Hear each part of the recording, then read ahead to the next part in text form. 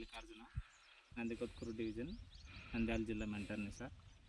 ఇప్పుడు నేను నా ఏటీఎం మోడల్ వద్ద క్వాలిటీ ద్రవజీవామృతం తయారు చేయడం జరుగుతుంది. ఈ ద్రవజీవామృతం తయారీకి కావాల్సిన పదార్థాలు ఆవు పేడ, ఆవు మూత్రము, శనగపిండి, బెల్లము, పుట్టమట్టు, డ్రమ్ము. ముందుగా బెల్లంని ఆవు మూత్రంలో చిన్న ముక్కలుగా చేసి ఆవు మూత్రంలో కరిగించడం జరిగింది. ఈ విధంగా మెత్తగా ముక్కలు లేకుండా కరిగేటట్టు చేశాను. తర్వాత శనగపిండిని తీసుకొని ఆవు మూత్రంలో ఇట్లా పలుకులు లేకుండా బాగా కరిగించడం జరిగింది.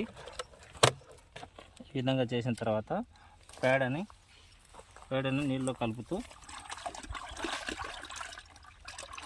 చెత్త ఏమన్నా వాటిని నీట్గా తీసివేసి దీనికి నేను ఇప్పుడు 100 లీటర్ల ద్రవజీవామృతం తయారు చేయడం జరుగుతుంది.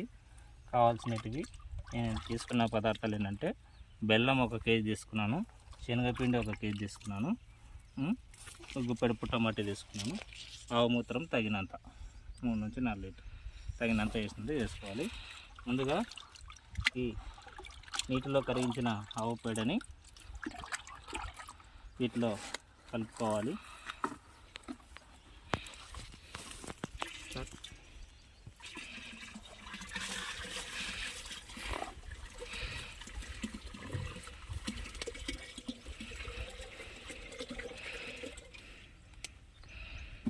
తర్వాత కరిగించిన ఆవు మూత్రాన్ని ఇలా వేయడం జరుగుతుంది.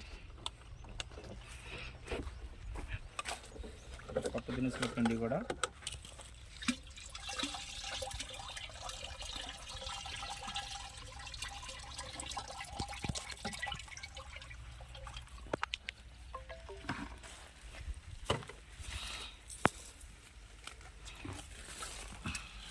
గుప్పెడు మట్టి కూడా ఇందులో వేసుకోవడం జరుగుతుంది.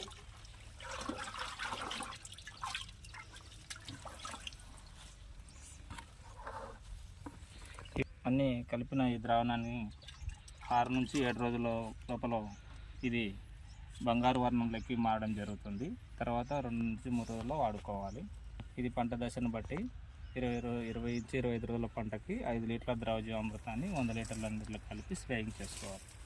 అదే 40 నుంచి 45 రోజులకైతే 10 లీటర్ల ద్రవజీవామృతం నీరు కలిపి పంటని స్ప్రే చేసుకోవాలి. ఈ విధంగా స్ప్రే చేయడం వల్ల మొక్కకు కావాల్సిన పోషకాలన్నీ కూడా భూమి ద్వారా సూక్ష్మజీవుల ద్వారా వాటికి అందేసి మొక్క బాగా వేపుగా పెరిగి పెట్ట పరిస్థితి కూడా తట్టుకోగల శక్తి అనేది ద్రవజీవామృతంకు ఉంది. Thank you sir.